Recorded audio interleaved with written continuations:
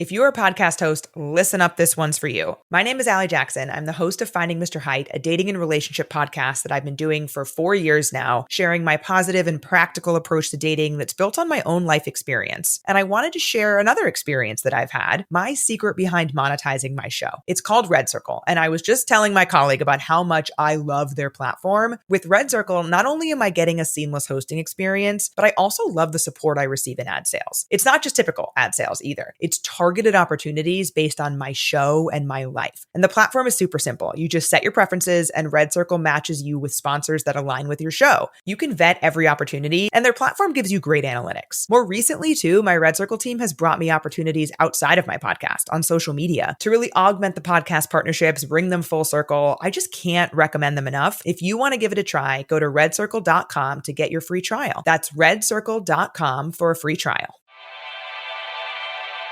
Welcome to Chris Clegg's Minor League Baseball Show. Insight on the future starts of Major League Baseball today. From in-depth scouting reports, player interviews, and can't-miss performances. If it's happening in the minors, we have you covered. Here's your host, Chris Clegg. Good morning and welcome to the show. It's Wednesday, July 30th. We are closing out the month of July. Trade deadline is here. Should be getting some pretty wild moves over the next couple of days. At least we hope get that hot stove hot. And ahead of that deadline on Thursday evening, there could be some prospects moves. So some of the guys we talk about today could be on the move. That could be a lot of fun to discuss. And we will discuss those prospects that are traded. But today we're here to talk about the complex. Complex level wrapped up this Monday. They had the championship games and a couple of champions. We had the Angels won the Arizona championship and the Blue Jays took the Florida title. So, the Blue Jays have one of the best records in the majors right now, and they're winning on the lower levels too. So that's a lot of fun to see.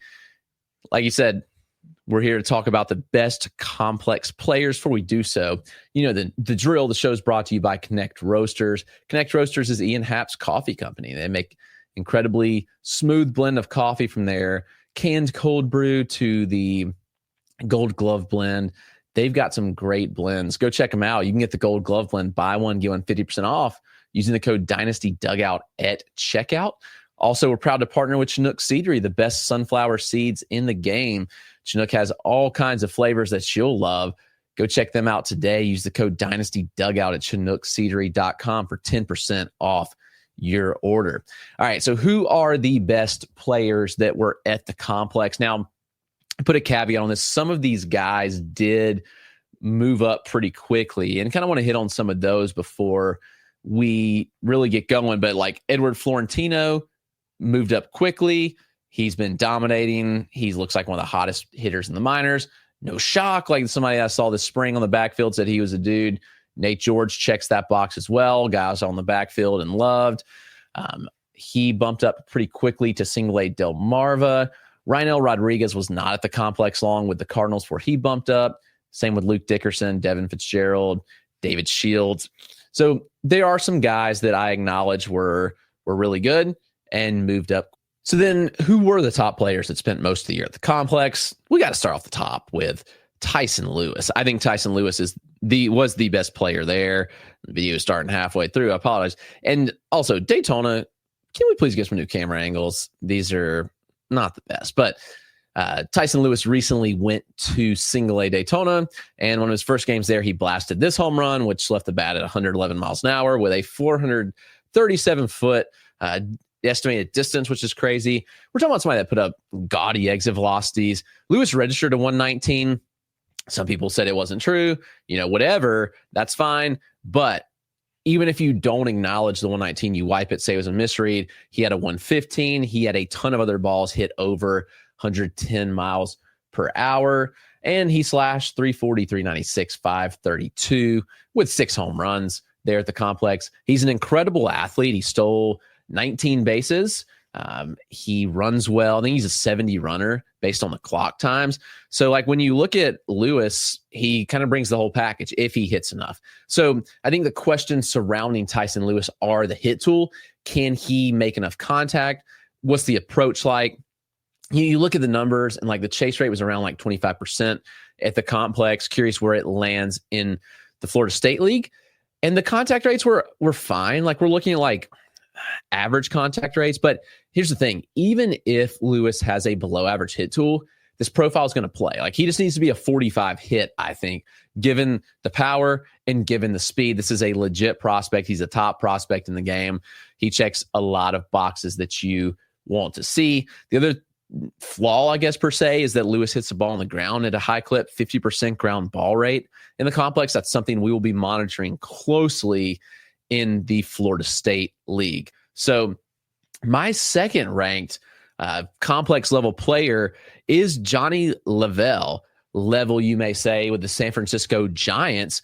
He's a smaller guy, but this is a bat with exceptional barrel control. And this is a video that the Giants prospect development or Twitter account put out.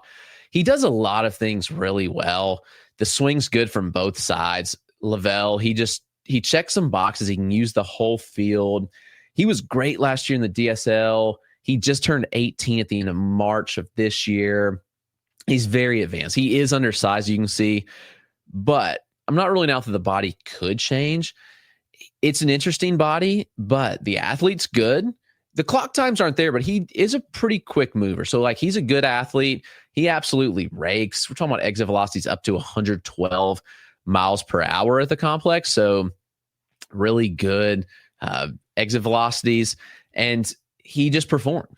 9 home runs, 17 stolen bases, 288, 375, 493 slash line. So, he really checks a lot of boxes. And I think he's one of the better hitters out there in the complex. He is bumping to single A now, so we will see him in the Cal League now, which is great. Much needed promotion to San Jose. The approach, the contact, the power, the launch angles, like Jhonny Level checks those boxes. And so I am pretty excited to see what he does in single A now. He's one that I like a lot. So this next guy, JD Dix, this is somebody that our guy Billy got out to see. Dix is a fun profile where he checks a lot of boxes as well. He's got the frame. He's got the athleticism. You see the swing from the left side here. You know, it's some natural loft in the swing, and Dix really just dominated. He actually kind of struggled out of the gate, which was interesting, and he really got going quickly. So from May 15th through now, which includes some time in single A, 337, 419, 480 slash line there, 21 extra base hits in 52 games. That's pretty phenomenal. You love to see that. Exit velocities north of 110 already with wood bat. You look at the run times. I got a run time on him from a bunt at a game where he almost beat it out, and he's a plus runner. So maybe above average power with a little room for more, plus run times, good athlete. I mean, he checks a lot of boxes. I've been saying that a lot about these guys, but these are the players you want. He's 6'2", 180. So a good frame with room to really add more to that frame. And I look at this and I say, okay, like JD Dix might be someone that could really take off. He just really looks the part from both sides of the plate. He's got good power, good athleticism, and good speed. So JD Dix checked in as my third best hitter at the complex. The next guy, Chase Harlan of the Dodgers. There's a lot of Dodgers that were really awesome in the complex, and Chase Harlan is one of them. Just here's a home run he hit in single A that Billy recorded. Great shot here. I mean, you see this swing, and he kind of looks like just a natural power hitter with that frame. He's 6'3". He's well filled out. He's an exceptional athlete. He actually moves well for the size and the power that he brings. So, you know, Chase Harlan, another one that just, he was consistent. He hit. It's simple operation in the box. Like, you don't see him trying to do too much there. Like, gets the foot down quick, which I like. He's not doing it. He doesn't need a big leg lift to get to power. It's a short stride, gets into his lower half extremely well. Good bat speed and big exit velocities from the Chase Harlan there of the Dodgers. You know, in the complex, he slashed 288, 395, 500, had 7 home runs, including that single A one that you saw there in the video. But he has several other teammates that were really good too at the complex. And the next one is Ching-Hsien Ko, who massive base, big frame here. I mean, he just looks the part when you watch him. It's a simple operation.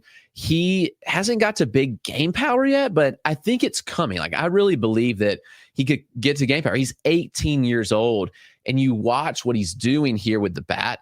The barrel control is exceptional. He makes a ton of contact. He gets the ball, and maybe he's chasing too much, but whatever. He's getting to balls that like you wouldn't necessarily think that he could get to. You look at the numbers, they were super impressive. The frames there, 6'3", 215. He's hit some big-time home runs. I think he could get to 20 home runs, and the OBP skills are excellent with Ching-Hsien Ko. I'll spell it out, Ching-Hsien, and then Ko is the last name. So Ching-Hsien Ko is the name that you're looking at there. He's been on base in 53 of 56 games, which is nuts. Slash line of 370, 496, 534. One of the more unique players in baseball, half Taiwanese, half South African. I think that's super awesome. I hope that he makes it and excels. Ko he checks a lot of boxes. Again, sorry to keep saying that, but he does. Like, you see the intangibles and you see the ability to excel. I think Ko's going to be really, really good. So he's a hitter that has been doing it all year. He's still doing it in single A. Yeah, Ko is really solid. Not flashy yet for fantasy, but I think he's going to get there. So another Dodger, Emil Morales. He's a power hitter, pretty good frame at shortstop. So Emil is somebody that I look at and I do worry about the contact a bit. You see the swing, and I think the swing's good. Like, there are some moving parts, a little bit of barrel tip, but overall, like, I think the swing can play. You look at the on plane ability, and it's there. Like, he gets on plane, which is what you want to see. The whiffs against breaking balls are concerning. I was watching a lot of the film, and he just whiffs a ton on these breaking balls. And that's a little bit of my worry, is that, what's the strikeout rate going to be? Because Morales is striking out like a 28% clip at the complex, and he's only going to face better breaking balls and better pitchers as he moves up. So then where does the strikeouts land? And that's kind of my concern. But he keeps performing. Best hitter in the minors last year. I know he's in the DSL small sample, but he had a 186 WRC plus, 14 home runs with big exit velocities in the DSL. He's come stateside in the complex. He slashed 300, 383, 498 with 9 homers, 17 extra base hits from the start of June until now in 38 games. He's kind of stayed consistent with that strikeout rate around 27%. It's higher than I want to see. There's some holes against breaking balls, and that is my concern. The other hitter that I absolutely love on the complex was Juneiker Caceres. I'll spell that out as Juneiker, Juneiker Caceres, Caceres. He's now in single A Lynchburg. He did not play last night. He got in late from the complex, so don't read into that. He did not play because he got into Lynchburg pretty late and just wasn't prepared to be in that lineup. He's slated to play tonight in his single A debut. One of the younger players. He's 17, going to be in single A. In the DSL, at 16 years old, he dominated in 2024. This season, he came stateside. He dealt with some injuries. Still 289, 419, 469 slash. Pretty good exit velocities, like up to 108. He put the ball in the air like super often. He didn't hit a home run in the DSL, but he had 3 home runs in the complex, which really the biggest question is he's kind of passive. Everybody loves his teammate Dari Fernandez. I think Caceres is just another level above him, where the contact rates are just as good, the chase rate's just as good. We're talking plus approach and contact, and Caceres is getting to way more power. Like, it's not remotely close right now. We're talking about some power. So I like what Juneiker Caceres brings to the table. Really, really good bat, and I think it'll be interesting to see what he does in single A. 17 years old. He's a lot of fun. So let's take a quick break. We'll talk some pitchers, and then we'll get out of here. All right. The top pitcher in the complex for me belonged to Johnny King, a lefty with the Toronto Blue Jays. He just dominated start after start after start, and he goes to single A, and it was a little bit rocky in his first couple starts, but then we saw it come together in his most recent start, and he looked the part. I think Johnny King is just going to be a dude who I'm just extremely excited about. He sits 94, 95 on the fastball. He's clipped some 97s. It's a low release, 5'6" release height, 17 inches of IVB, which is really, really good. Curveball is a bit of a hammer of a pitch, 10 to 12 inches of glove side, negative 13 IVB, which is really fun.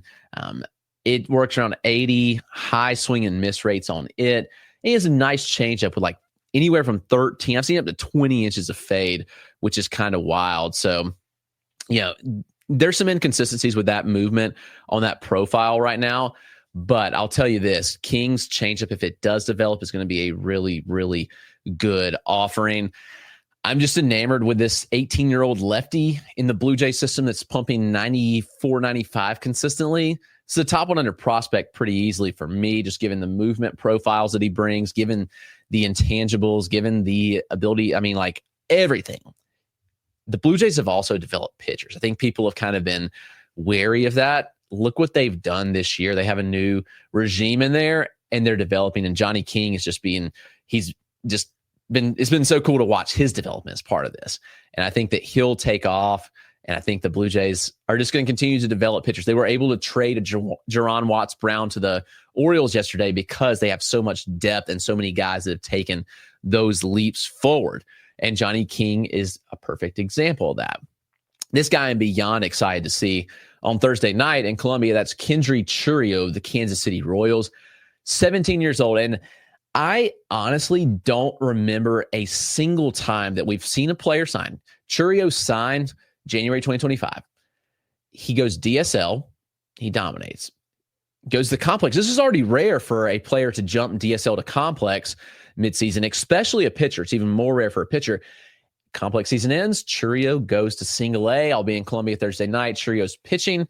I haven't got word, but I'm hoping that Kyle DeGroat is piggybacking him. That'd be a lot of fun as well to see Kyle DeGroat. I'll see him at some point this year, but would be fun to see them both on one night. Would make for a really, really good game. Chourio's been phenomenal. You can't argue with the stuff from a 17-year-old. He's not like up to 96 on the fastball. He routinely works in that 94 range. Good ride and run on the pitch. Changeup plays well off of it with really good depth and fade. He'll hit you with 2 breaking ball variations. He's got his curve and a slider with more tight spin, and the command is there. We're talking like 2% walk rate. Like, this is absurd. This is unheard of for a pitcher that's 17. And I'm not saying that Kendry Chourio is going to be like the next big thing. He may struggle. This is a big leap, guys. He was pitching in the Dominican a month ago, and all of a sudden now he's going to be pitching in single A. Fredericksburg has some good hitters. I'll be curious to see what Kendry Chourio looks like. I'm very enamored, though. Like, this kid is like a top 150 prospect for me, given the stuff, given the pitch data. He checks a lot of boxes. So it's Kendry Chourio of the Kansas City Royals. Ethan Dorchies, that's Dorchies, Dorchies. He bumped to single A, I think, the beginning of July, and he's just dominated. He's tossed 51 innings between both levels. He's got a 1.4 ERA between complex and single A, 30% strikeout rate. His velo is a little bit lower than Kendry Chourio. He's 92, 93, but it does have pretty good traits on it. He's throwing from a 5.5 release height, 15 IVB, which is good from that release point. Good VAA, but here's the kicker. He's getting 7 feet of extension, which is huge. So, like, big extension on those pitches. He'll mix a sinker with running life. Throws a slider and a changeup. The slider sits in the low 80s. Like 7 inches of horizontal with some late depth. Again, low release height, tough to pick up. Changeup shows solid fade. And Dorchies even mixes like a cutter and a curve. So I guess a deep arsenal of pitches here for Ethan Dorchies. So you like to see that from him. He's one that I'm hoping I'll see on Saturday. So I'll be out in Augusta on Saturdays there already. We'll see him Saturday potentially. That's the hope, that him and Dubanowitz have been piggybacking. They pitch Sunday. I think the plan is that they line up Saturday this week. So I'll see them, which will be a lot of fun. We've got to talk about Argenis Cayama. Gosh, I need that pronunciation. I don't have it. I'm hoping that's right. That's Argenis, and that's Kayama, the San Francisco Giants. Another one, he's bumped to single A now. dominated the complex. 2.25 ERA, 28% strikeout rate. The fastball's up to 98. He throws 2 fastball shapes and 2 and 4-seamer. Really good stuff. The slider has good depth and sweep in the low 8s. Honestly, plays a little bit like a curveball, in my opinion. Changeup has depth and fade, works in the mid to upper 80s on that. Really like the velocity separation is good between the fastball and changeup, and that helps it play. And when he's not missing bats, 63% ground ball rate. When I see a combo of ground ball rates and strikeout rates and whiff rates, that's what I want to see. And that's what Argenis Cayama does. So that's really exciting for him. And we got to talk about Esteban Mejia of the Baltimore Orioles, who is now in Single A Delmarva. All these guys have pretty much bumped at this point. If they hadn't bumped, why not? But 18-year-old Orioles prospect, he's been shoved by some, top 100 by many. I'm a little more reserved. The command is pretty questionable, guys. That's my biggest thing. The walk rates are super high. I look at Esteban Mejia and I just get shades of Keeler Morph last year. And Morph's fun. He's got electric stuff. And Mejia's 97, 98, touching 101. You can't get more electric from an 18-year-old. You don't see that very often. He's got the secondaries. He's got slider in the upper 80s. He's got firm changeup in 88, 89 range with good traits, late tumble and fade that I like to see.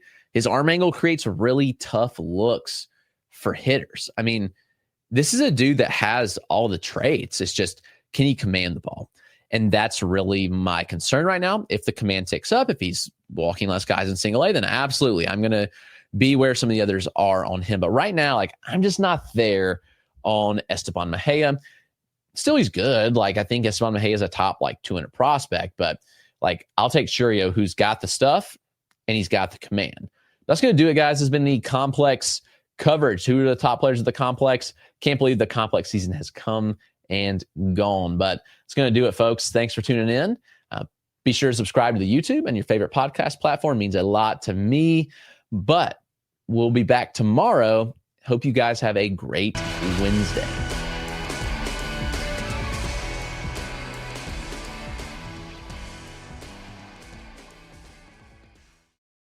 If you're a podcast host, listen up. This one's for you. My name is Allie Jackson. I'm the host of Finding Mr. Height, a dating and relationship podcast that I've been doing for 4 years now, sharing my positive and practical approach to dating that's built on my own life experience. And I wanted to share another experience that I've had, my secret behind monetizing my show. It's called Red Circle. And I was just telling my colleague about how much I love their platform. With Red Circle, not only am I getting a seamless hosting experience, but I also love the support I receive in ad sales. It's not just typical ad sales either. It's targeted opportunities based on my show and my life. And the platform is super simple. You just set your preferences and Red Circle matches you with sponsors that align with your show. You can vet every opportunity and their platform gives you great analytics. More recently too, my Red Circle team has brought me opportunities outside of my podcast on social media to really augment the podcast partnerships, bring them full circle. I just can't recommend them enough. If you want to give it a try, go to redcircle.com to get your free trial. That's redcircle.com for a free trial.